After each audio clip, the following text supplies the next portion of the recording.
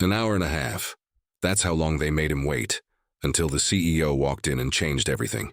The glass doors of Highland Crest Bank slid open, allowing a rush of cool, conditioned air to spill onto the sidewalk. The sharp scent of freshly brewed coffee mixed with the faint polish of leather furniture, creating an atmosphere of quiet efficiency.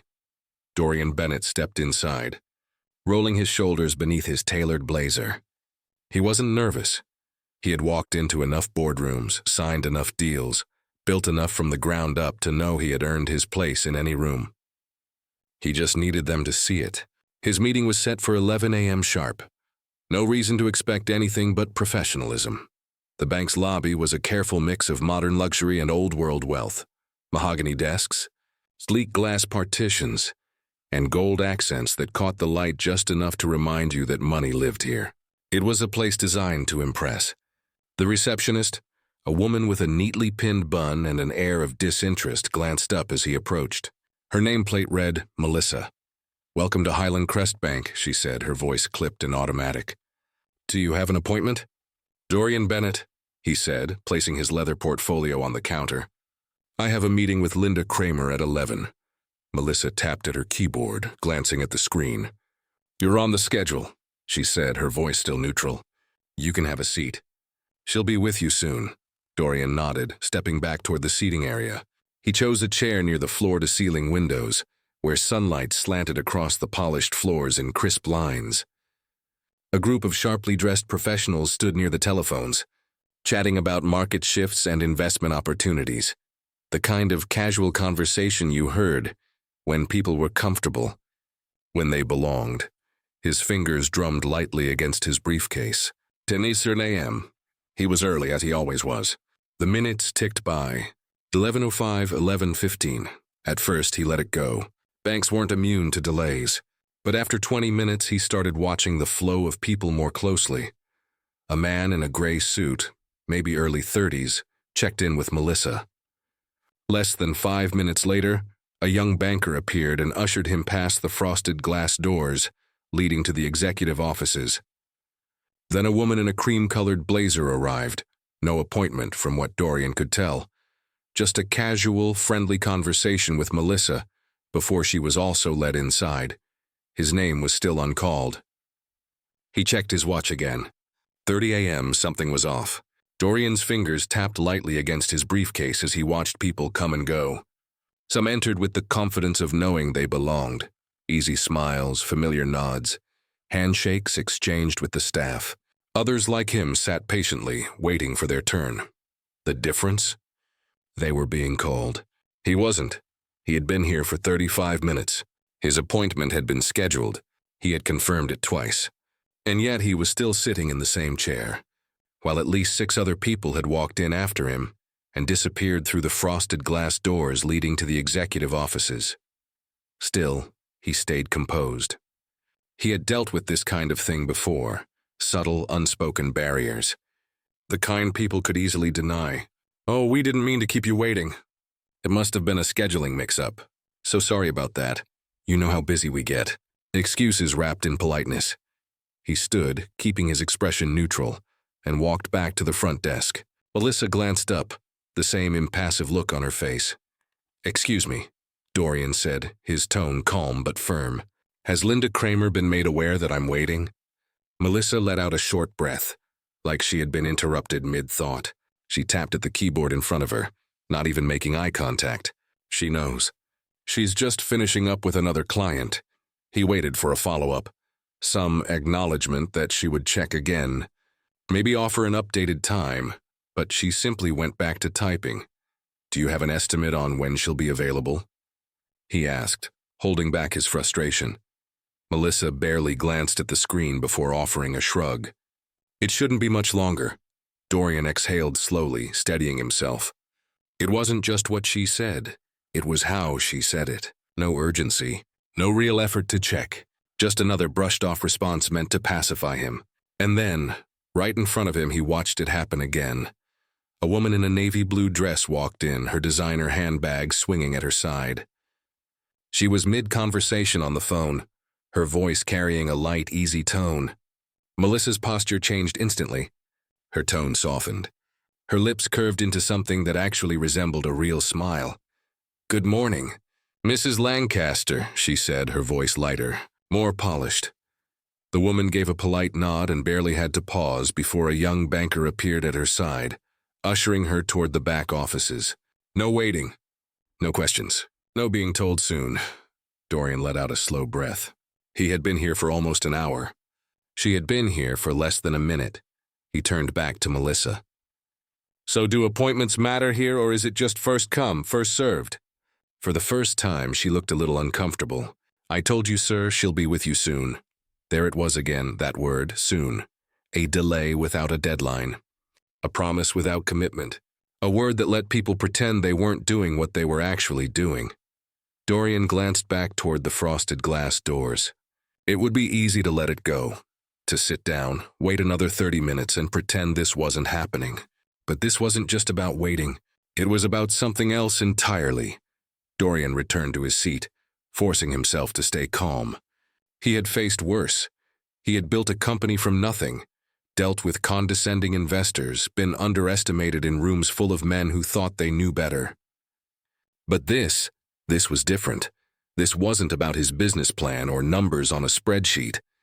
This was about being ignored, about being dismissed. As if he weren't even worth an update. He checked his watch. 12:05 p.m., over an hour. He took a slow breath, looking around the lobby again. No one else was waiting. Every single person who had walked in after him had been attended to, led inside, or at least acknowledged, except him. Across the room, a young teller was speaking to an older man in khakis and a golf polo. Their conversation was light, easy, casual. Dorian tilted his head, listening. "Yeah, I told her to just walk in," the older man said with a chuckle. "She doesn't even need an appointment." "You know how it is?" the teller laughed. "Well, for Mrs. Lancaster, we always make exceptions." Dorian's grip tightened around the handle of his briefcase. So that was how it worked. Rules for some, different rules for others.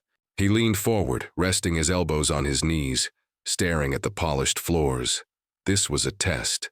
Would he sit here quietly, accept being pushed aside and wait for permission to be seen? Or would he make it clear that his time was just as valuable as anyone else's? He stood, not quickly, not aggressively, just decisively. He walked past the front desk, past Melissa's blank expression, and headed straight for the frosted glass doors. "Sir," Melissa started, but he didn't stop. He pushed open the door. Inside, a hallway stretched out in front of him, lined with private offices. Some doors were open, others closed. But one thing was immediately clear. Linda Kramer was not in a meeting. She was sitting at her desk, typing on her laptop. Alone. She looked up, her expression shifting from surprise to irritation in an instant. "Mr. Bennett," she said, her voice clipped. "You should have waited to be called." Dorian met her gaze evenly. "I did wait." Her fingers hovered over the keyboard, her lips pressing into a thin line. "Please take a seat," she finally said. Dorian sat, not because she had allowed him to, but because he chose to. But something told him this conversation wasn't going to go the way she thought it would. Linda's fingers twitched slightly as she adjusted the papers on her desk, her face carefully neutral. But Dorian could see it. The slight tension in her jaw, the flicker of irritation in her eyes. "I apologize for the delay," she said, forcing a smile. "We've been extremely busy today." Busy? Dorian let the word sit there for a moment. He had watched at least 6 people be ushered past him like VIPs, while he sat in that lobby for over an hour and a half. "Were you?" he asked, keeping his tone calm but firm. "Because I counted a few clients who didn't have to wait at all, some without appointments." Linda's lips pressed into a thin line. "I assure you, Mr. Bennett, that wasn't intentional. There must have been a miscommunication."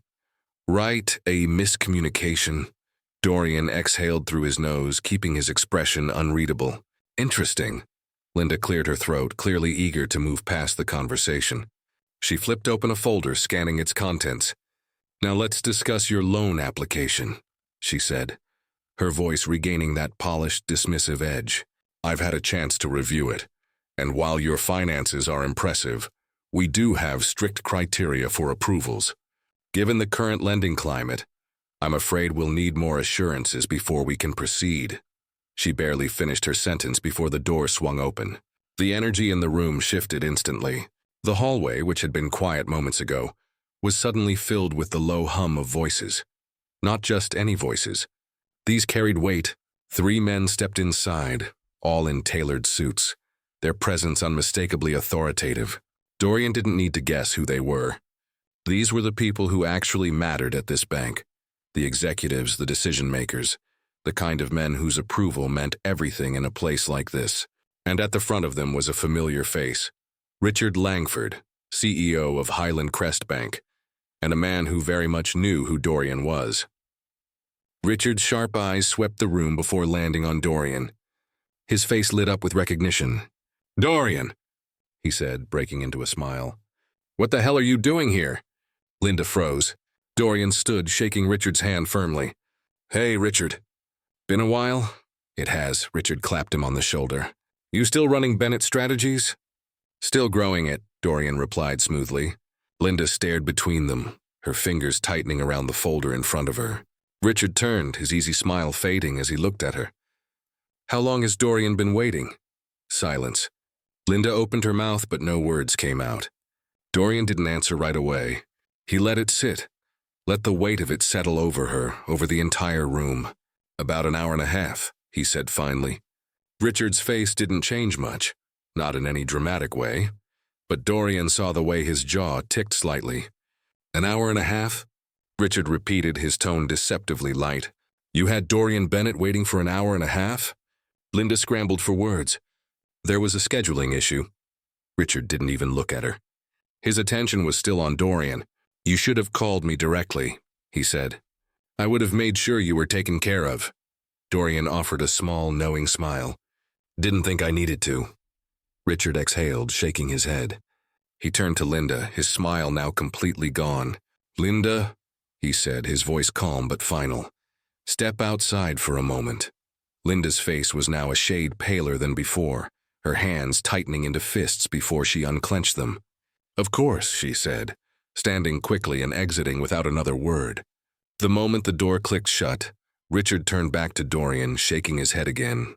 "I don't know what happened," he said, "but I guarantee it won't happen again." Dorian didn't say anything right away. He didn't need to, because the damage had already been done. The door clicked shut behind Linda, but the tension in the room lingered. Richard let out a slow breath, shaking his head as he took a seat across from Dorian. The other 2 executives stood nearby, exchanging glances but saying nothing. "This isn't how we do things here," Richard said finally, his tone steady but clipped. Dorian tilted his head slightly. "Seems like it is." Richard let that sit for a second. He didn't argue. He didn't try to make excuses. Because men like him, men who sat at the top, knew when something had gone wrong, and right now, he was calculating exactly how big of a problem this was. Dorian wasn't just some walk-in client. He had built a multi-million-dollar consulting firm from the ground up.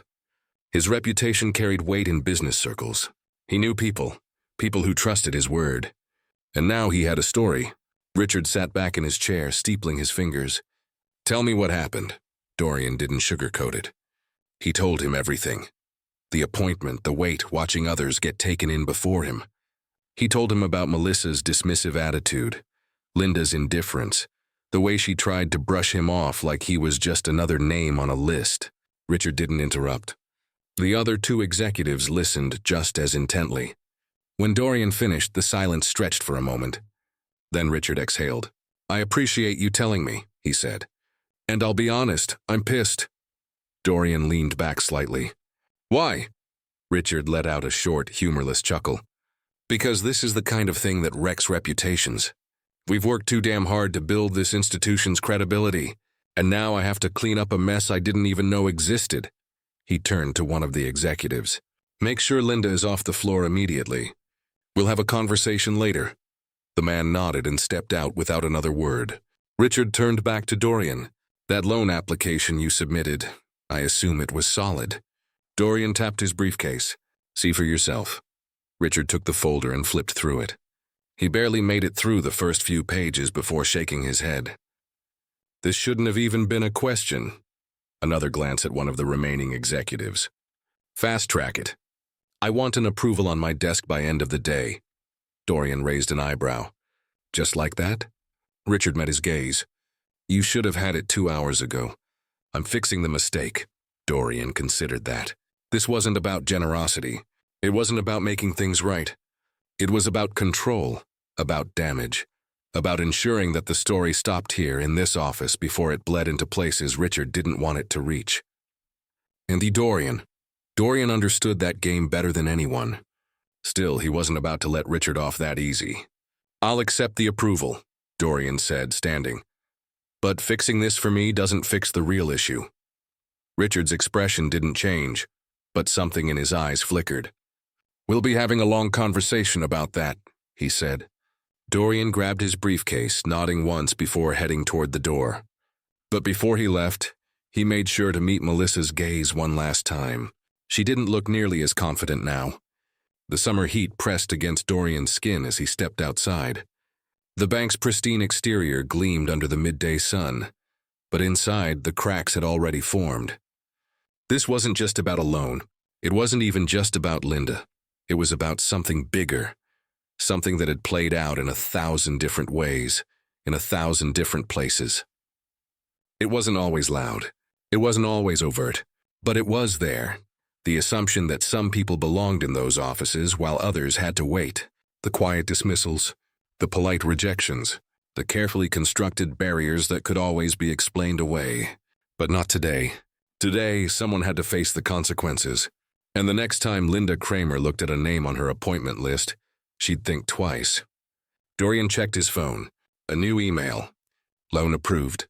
He smirked, tucking it into his pocket as he walked toward his car. Respect isn't given, it's demanded. And today he got what he came for.